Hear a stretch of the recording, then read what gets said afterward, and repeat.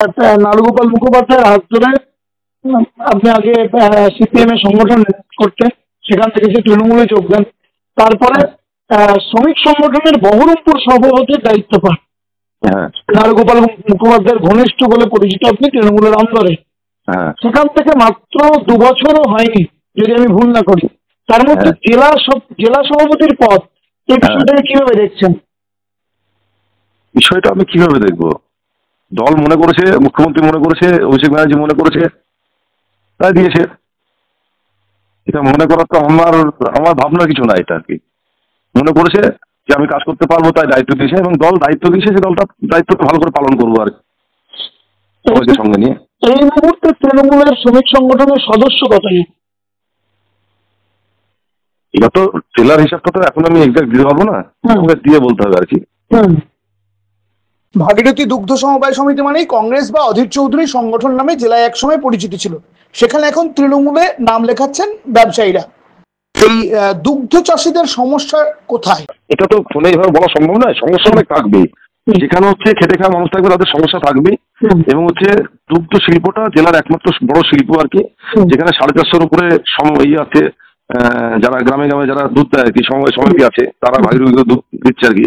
তারা কোনো সময় হয়তো মনে করছে তারা ন্যায্য মূল্য পাচ্ছে না, তারাও খেটে খাওয়া মানুষ, দুগ্ধ চাষি যারা। আবার যারা এখানে কর্মচারী আছে 250-এর উপরে, তারা ভাবছে তারা কোনো কোনো সময় নিজেদেরকে বঞ্চিত মনে করছে। এবার আমাদের বিষয়টা হচ্ছে যে ইন্ডাস্ট্রিকে ঠিক রেখে, ভাগীরথী দুগ্ধ সমবায়কে ঠিক রেখে, তাকে চলার পথ সুগম করে সুস্থ রেখে শ্রমিক স্বাস্থ্যটাকেও তার সঙ্গে সুস্থভাবে দেখতে হবে। এটা হচ্ছে আমাদের লক্ষ্য আর কি। আর হচ্ছে যদি হচ্ছে অধিচুরি দেখতো আগে, সেটা অনেকদিন আগে তার পার্ট চুকে গেছে আর কি। এবার হচ্ছে যে আমাদের দায়িত্ব, আমরা তৃণমূল কংগ্রেস করি, মমতা ব্যানার্জি দল করি, এবং আমাদের দায়িত্ব হচ্ছে যে মানুষগুলো যারা শ্রমিক আর কি, আমাদের যে শ্রমিক কল্যাণ যোজনা আর কি, প্রত্যেকটা খেটে খাওয়া মানুষ, মেহনতি মানুষ যারা শ্রমিক আছে, তাদেরকে হচ্ছে আমাদের মুখ্যমন্ত্রী যে শ্রমিক কল্যাণ যোজনা আছে, সেই যোজনার আওতায় আনা হচ্ছে আমাদের মূল লক্ষ্য। এবং আমারও সেটা প্রথম কাজ হবে আর কি, যে তাদেরকে শ্রমিক কার্ড যেটা বলছে আর কি, অনেক ভাষায় আর কি, বিভিন্ন জন বলে আর কি, যে পার শ্রমিককে 55 টাকা করে আমাদের মুখ্যমন্ত্রী মানে শ্রমিক কল্যাণ পার মান্থ 55 টাকা করে দিচ্ছে আর কি। কিন্তু অনেক শ্রমিক হয়তো জানে না তাদের কি কি প্রাপ্য, কি কি পাওয়া উচিত। সেই কাজটা আমি হচ্ছে পুরোপুরি ভাবে যাতে করতে পারি আর কি, এবং সব মানুষকে সচেতন করতে পারি, যারা খেটে খাওয়া মানুষ, যারা আমাদের রাজ্যের মানুষ আর কি, এবং আমাদের জেলার মানুষ, তারা যদি কাজটা করে এবং তাদের সুবিধার্থে, এবং কোনো পয়সা লাগবে না, সেখানে কোনো টাকা লাগে না। 55 টাকা করে রাজ্য সরকার প্রত্যেকটা শ্রমিক পিছু হচ্ছে প্রত্যেক মাসে দেয় আর কি। তার জন্য কোনো শ্রমিকের কোনো টাকা লাগে না। কিন্তু অথচ অনেকে না জানার কারণে অনেকে কাজটা করতে চায় না, এবং সেটা হচ্ছে আমাদের যে দুয়ারে সরকার প্রকল্প আছে, দুয়ারে সরকার প্রকল্প সেটা করা হয় প্রত্যেকটা পঞ্চায়েতে। এই কাজটা খুব ভালোভাবে ত্বরান্বিত করার জন্য প্রত্যেকটা পঞ্চায়েতে একটা করে এসএলও আছে, তাদেরকে এই কাজটা করে দেয়, এবং তাদেরকে সঠিকভাবে যে কাজটা করা উচিত, এইভাবে করা উচিত, এইটা হওয়া উচিত। মানে বিভিন্ন শ্রমিক আছে, নির্মাণ শ্রমিক আছে, পরিবহন শ্রমিক আছে, ওয়াটার প্লাম্বিং এর শ্রমিক আছে, প্রচুর, প্রায় 62-65 রকমের শ্রমিক। পরিচারিকার কাজ করে, কেউ গাড়িতে খালাসির কাজ করে, এই ধরনের। তারা হচ্ছে বৃদ্ধ বয়সে, মানে আমার ভাষা হচ্ছে শ্রমিক মানে তো হচ্ছে ঘোড়া। শ্রমিক মানে ঘোড়া এই কারণের জন্য বলি আর কি, যে হচ্ছে একটা ঘোড়া যখন হচ্ছে সুস্থ থাকে, তখন কিন্তু তাকে প্রচুর ফুল টুল দিয়ে এই করে পায়ে নোংর লাগিয়ে তাকে হচ্ছে রাস্তায় চালনা করছে। কিন্তু একটা ঘোড়া যখন পা ভেঙে যায়, তখন কিন্তু তাকে কিন্তু আর কেউ দেখে না, মালিক দেখে না, মালিক ছেড়ে দেয়, রাস্তায় ঘুরে বেড়ায়। আপনি নিশ্চয়ই জানবেন আর কি বিষয়টা। তো শ্রমিকের ক্যারেক্টার তাই, ম্যাক্সিমাম ক্ষেত্রেই শ্রমিককে না দেখার প্রবণতা একটা তৈরি হয় আর কি। যতদিন পর্যন্ত তার শ্রম, তার খাটুনি মানুষকে দিতে পারে, তার মালিককে দিতে পারে, ততদিন পর্যন্ত শ্রমিক তার কাছে দামি।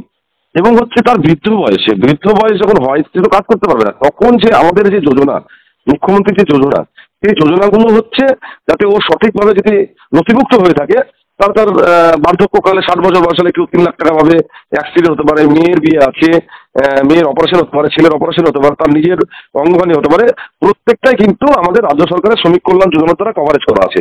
এটা কিন্তু অনেক মানুষ জানে না, অনেক শ্রমিক জানে না, অনেকের আছে জানে। সেটা হচ্ছে প্রথম আইএনটিটিউসির জেলা সভাপতি হিসাবে আমার প্রথম কাজ হবে এটাকে জানানো, এবং হচ্ছে আমাদের দল এবং আমাদের সংগঠনকে মজবুত করা। এটা হচ্ছে লক্ষ্য। যুব থেকে শ্রমিক এমনকি মহিলা সংগঠনের এই রদবদলে অভিষেক বন্দ্যোপাধ্যায়ের সিদ্ধান্তের ছাপ স্পষ্ট বলে দলেরই একটা অংশের দাবি। নীলিমেশ কোন লবি, মমতা না অভিষেক বন্দ্যোপাধ্যায়? আমরা তৃণমূল কংগ্রেস করি, আমরা হচ্ছে আমাদের একটা সিস্টেম আছে। আমার জেলা সভাপতি আছে এখানে অপূর্ব সরকার, শহরে এখানে চেয়ারম্যান আছে যার হাত ধরে আমি রাজনীতিতে আসি, নারুগণ মুখার্জি, ঋতুব্রত আছে রাজ্য সভাপতি, এদিকে মুখ্যমন্ত্রী আছে মমতা ব্যানার্জি আছে, অভিষেক ব্যানার্জি আছে। আমরা অভিষেক ব্যানার্জি, মুখ্যমন্ত্রী মমতা ব্যানার্জি, তার দল করি। এবারে লবি টবি এই ব্যাপারগুলো আমি অত কিছু জানি না। আমার হচ্ছে তৃণমূল কংগ্রেস করি, যারা যে জায়গায় যেখানে আছে আমাদের রাজ্যের নেতা, এবং যে হচ্ছে যার জন্য আজকে তৃণমূল কংগ্রেসের প্রতিষ্ঠা, যার জন্য তৃণমূল কংগ্রেস চলছে, যিনি আছেন মুখ্যমন্ত্রী আছেন, অভিষেক ব্যানার্জি আছেন, এখানে আমরা লবি টবি এইসব ব্যাপারে আমি ঠিক ই না আর কি, এইগুলো আমি জানি না, আর এইসব মধ্যে থাকিও না, থাকবেও না।